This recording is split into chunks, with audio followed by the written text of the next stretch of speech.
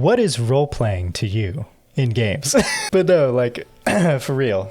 Do you like role-playing games? And why? What is it about role-playing games that hooks you? And what do you consider a role-playing game? Because people have different definitions for it. In particular, I wanted to discuss Bethesda role-playing games today because I've always been a big fan of the Bethesda games. I've been playing since Morrowind, even though I tried to play Morrowind when I was younger, but I didn't have a computer that could run it. It sounds pathetic, but it ran it at like 5 or 8 FPS, and it was just unbearable because when you're trying to fight a mud crab that you can't even hit at 8 FPS, it is torture. It is complete torture. So I didn't really get to play that game until later. My first real Bethesda game that I actually sunk hundreds of hours into was Oblivion. And I have a lot of fond memories of that game. But I mean, what is it? What is it exactly that makes Bethesda games special? I keep trying to nail it down, and I want to say it's because it's a sandbox RPG. It lets you make decisions, do whatever you want. That's kind of part of the marketing for the games ever since Oblivion. You see that mountain over there? You can climb it. That was like the line. And it was true. I remember when I first got Oblivion on the PlayStation 3, I got it for Christmas and I played that game all night. Overnight until the sun rose, and then I snuck back into my room and tried to sleep. I was so drawn to it because not only the aesthetic, I love the medieval aesthetic. I loved the menus, the fact that they look like parchment or hand-drawn with gilded elements around them, and when you moved around the menus, it would make sounds like you're folding a book over or moving things on a shelf. It was so immersive to me. It completely brought me into the world, the menus. Skyrim's menu aesthetic, it sounds petty, and it probably is, but the menu aesthetic ruined the immersion for me. Every time I opened a menu, I was reminded I was playing a video game. In Oblivion, I felt like I was in the caves. And of course, there's the bias of age. There's the bias of nostalgia where, yes, I was younger when I played Oblivion. And I was a teenager, so if my frontal cortex wasn't fully developed, maybe my imagination was a little more wild back then that enraptured me very easily. But it's funny because here I am, 20 years later, and I'm feeling a very similar sense of wonder and desire to explore in Starfield that I got from Oblivion. Like, these two games are very close in spirit to each other. Obviously they're both from the same director, but you can really sense that. That's still there. It's the freedom that it gives you. So like in Oblivion, I slowly discovered all the different factions that you can join. The Thieves Guild, the Dark Brotherhood, the Fighters Guild, the Mages Guild. You discover them quite clearly. It's like you go into the town and someone's talking about, oh, did you hear they're recruiting for the Fighters Guild? Oh, this lady had rats in her house. I wonder if anybody could help her. Maybe the Fighters Guild. Stuff like that. It's just very random, like obvious, kind of like, oh, I guess I better go check out the Fighters Guild. And you do, and it leads you on this great quest. But I could do all of the missions at once. And it never bothered me that some of them were contradictory. Like, for example, the Fighters Guild. They say, hey, go do these quests, protect the innocent. Make sure that whenever you do a mission, you're doing it righteously and try not to shed blood, right? But the Dark Brotherhood is all about, like, it's an assassin's guild. And it's the complete opposite. They have their code of morals, so to speak. But the whole goal is they get contracts and they kill people. So it's like those things are pretty much in contrast with one another, especially if you get the DLC in Oblivion, the Knights of the Nine DLC, where you're like this holy knight, essentially. Well, kind of. But if you can be part of the Knights of the Nine and part of the Dark Brotherhood at the same time, and no one complains about it, it's up to the character. And I feel like that is not a problem mechanically with the game. Some people say, I wish there were more impactful decisions in the game, because to them, it's not like an RPG unless the game world responds to everything that you're doing in a realistic manner. What other games will do, great games, right? Baldur's Gate 3 or even like the Dragon Age series, you'll make a decision and the game developers and writers have mapped out all the paths that branch from each decision, and it'll impact your relationships with the other characters, right? The relationships are the main driving forces of those games.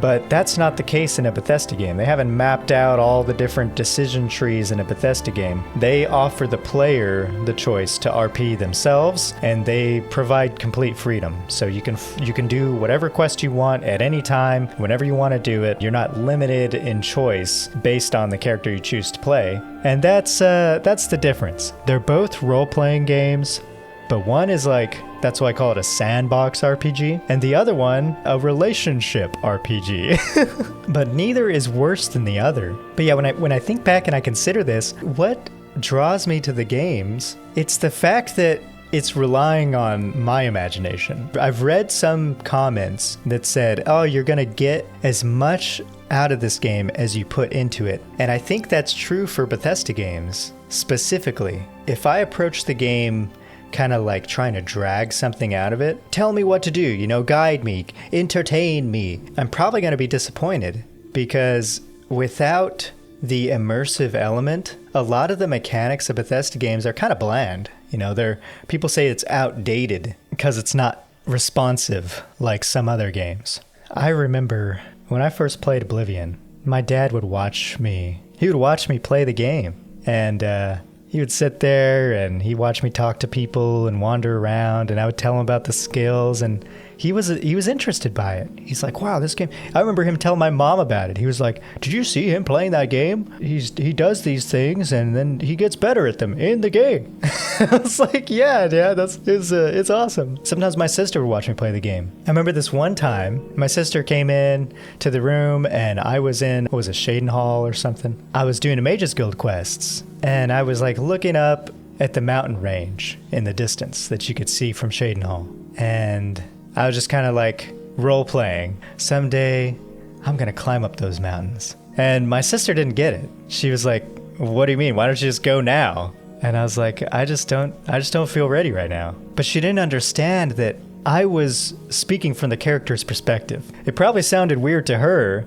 but my character was not ready to climb those mountains yet. I saved that moment for a very particular time. Once I finished the Mages Guild, and part of the Mages Guild quest, you had to like kind of go up in the mountains a little bit, but you didn't go all the way up. But I saved that exploratory journey of those snowy mountain caps until I felt like my character was ready, where they felt like they were equipped to deal with whatever was up there. And it was rewarding to me. Going up there and finding, I found on my own that camp at the very top of the mountain peak. It's on a precipice. It is now, shortly after Oblivion released, well known for being the tallest point in the game, where you can throw off your most beloved follower. People who played Oblivion know what I'm talking about, and other things to roll down the hill. But it was part of the game for me. It was part of the immersion to pretend that I was the character, that I was limiting myself organically. I didn't need the game to tell me I couldn't do something, because I didn't want my character to do that yet. My character wasn't ready to do that yet. And if you've ever played Dungeons & Dragons, or any other tabletop role-playing game, you understand exactly what I'm talking about. Sometimes you will discover information that you know, but your character does not. For example, sometimes there'll be like a shady character in the group, right? They're like a thief or something, and they open a chest, and the game master will tell them the contents of the chest in front of everybody. But they will give them the option, hey, do you want to share the contents of the chest with the rest of the players, with the rest of the characters in your group? And they could say no. If they say no and they open the chest, they could hide something inside of their belt loop or put it in a bag without anybody noticing. And even though every player knows the contents of the chest, the characters do not, and you have to suspend your understanding for the sake of roleplay. In every Bethesda game, it's the same thing. It presents the same kind of suspension of understanding that a tabletop role-playing game does, where I know that I can do any faction quest in Starfield and in Oblivion and in Skyrim, but the fact that I have the option to limit that, my character might not know that. they might say, well, no, I feel wrong about being part of the Freestar Rangers and the Trackers Alliance at the same time. Or I feel wrong about being part of the Mages Guild and the Fighters Guild, or the Mages Guild and the Dark Brotherhood at the same time. You know, that doesn't jive with me. I don't want to be part of the Thieves Guild and the Fighters Guild at the same time. As the player, have the option to limit your character's choices, and that's what makes it a role-playing game. It's not the mechanic that guides the player into the limit of choices. It's the fact that you do that yourself, create the character, use your imagination, and pretend. It's all pretend, man. I think that's it. And share with me if you've had a similar experience, because like I've been trying to nail down, why do I like these games so much? Why have I been playing them my entire life? And I keep playing them. And it's because it's a playground. It's because it provides space for your imagination. And Starfield in particular, more than any other game from Bethesda that I've played, makes you slow down. It makes you slow down and, like I said, smell the roses, slow down and scan the planets, slow down and mine the rocks. Look at the sky. I love when I'm landing on a low atmosphere planet and I look up and see the Milky Way stretched above my character. I can just imagine being there, feeling in awe of the majesty, of the beauty beyond the expanse. And sometimes I just sit there and look at it. But that's part of the beauty of role-playing games. And I think that's healthy for your mind, too. That could be another conversation, but I feel like it's very healthy to imagine. To work your imagination. Don't do things that guide you all the time, that just lead you and force you to follow. Oh, that's a big reason why I don't like Ubisoft games, man. The modern Ubisoft games is all about just following quest markers to the destination. It tells you everything to do, and all you gotta do is follow the quest marker. You don't have to pay attention. You just follow the quest marker. You know, it's like, it's a mindless activity.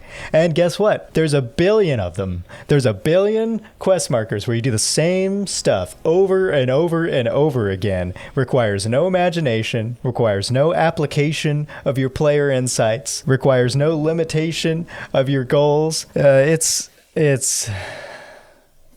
I'm gonna get some hate comments. I'm gonna get some shade in the comments, man. They're not for me.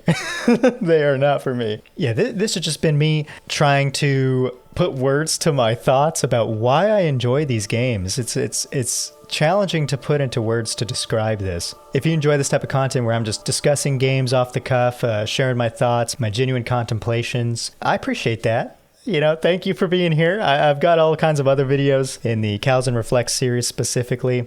I've got a bunch of videos where I contemplate the nature of video games, how they can contribute to our wisdom. That's a big theme of my channel is gaining wisdom and experience and sharing those things with others. So if you enjoy that, thanks for being around. I never ask people to do this. How am I going to do it? And if you feel so inclined, you know, hit that subscribe down at the bottom. There's a big red button, a crimson bouton called subscribe. And if you feel so inclined, please press it. Thank you for watching. Have a nice day. Be kind to one another. Go play a good game. And look up. Go outside and look at the stars today. Look at the sky. Enjoy the beauty of creation. Because it is right outside your front door. There are amazing people and experiences that are just waiting for you to explore. You know, be careful.